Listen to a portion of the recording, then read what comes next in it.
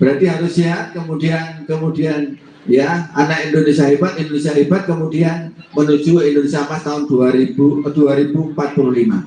Anak-anakku yang saya cintai dan saya banggakan, mengingat lagi 7 kebiasaan Indonesia hebat. Yang pertama apa? Bangun pagi. Sudah bangun pagi tadi? Ya, alhamdulillah. Ukurannya bangun pagi itu adalah sholat subuh. Ya, pas sholat subuh sudah bangun, kemudian melaksanakan sholat subuh. Itu adalah ciri-ciri anak Indonesia hebat. Loh, kok saya belum? Nah, berarti harus diusahakan. Harus, ya, kebiasaan baik harus awal-awal harus dipaksakan. Nanti akan terbiasa sendiri. Ya, saya doakan semuanya saja, semoga saja bisa bangun pagi, ya, kemudian melaksanakan sholat subuh. Ya, bangun pagi, kemudian yang kedua beribadah, ya, beribadah tidak hanya subuh saja, tapi zuhur juga, asar juga, maghrib juga, isya juga.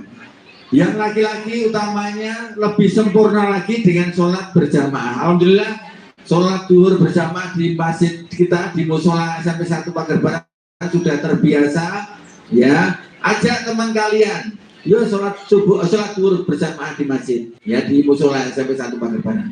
Ya, semoga saja terbiasa dengan sholat berjamaah, sholat dengan tepat waktu. Kemudian yang ketiga, berolahraga. Hari ini kita akan olahraga. Olahraga tidak hanya pas jadwal olahraga saja, gerak jalan kaki juga olahraga.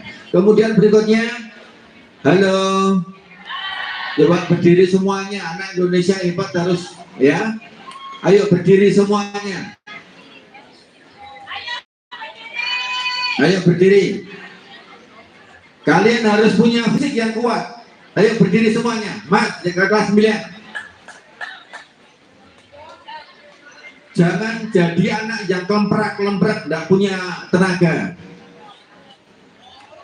Kamu persiapan masa depan harus punya fisik yang kuat, mental yang kuat. Jangan mudah terpengaruh orang lain. Orang lain kelemprak-kelemprak, kamu ikut kelemprak-kelemprak. Ya. Jangan ikut-ikutan, yang mengikuti, yang membuat, yang mengajak-ajak berarti dosanya berlipat karena diikuti oleh teman-teman yang lain. Ya, hati-hati itu. Setelah berolahraga adalah kemudian makan dengan makanan yang sehat. Makanan yang sehat adalah tanpa pewarna, tanpa pengawet, ya, tanpa pemanis buatan. Itulah yang makanan yang sehat. Banyak sayurnya, ya. Jangan hanya beli minuman kemasan. Hati-hati, banyak sekarang ada anak yang divonis gagal ginjal, harus cuci darah.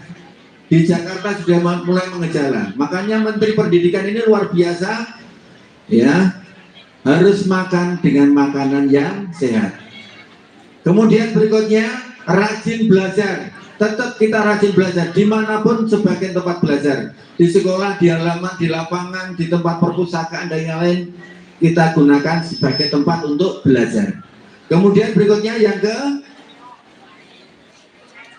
keenam, bermasyarakat. Ya, bermasyarakat, kamu harus bersosialisasi dengan teman, bergaul dengan teman, bergaulah dengan pergaulan yang baik. Jangan suka mengejek, jangan suka mengolok-olok. Karena apa? Itu larangan agama. Boleh jadi orang yang mengolok-olok lebih jelek daripada yang diolok-olok. Ya, terakhir, tidur yang cepat. Ya, tidur yang cepat dalam rangka persiapan untuk bangun pagi yang lebih fresh lagi, bisa sholat subuh seperti itu. Itu saja yang dapat saya sampaikan. Semoga saja saya berdoa dan berharap anak-anak SMP 1 Pagerbaran semuanya menjadi anak Indonesia hebat. Sukses semuanya, dimudahkan urusannya, belajar sampai nanti di perguruan tinggi, sukses di dunia dan sukses di akhirat. Amin, Allahumma amin. Kurang lebihnya mohon maaf. Assalamualaikum warahmatullahi wabarakatuh.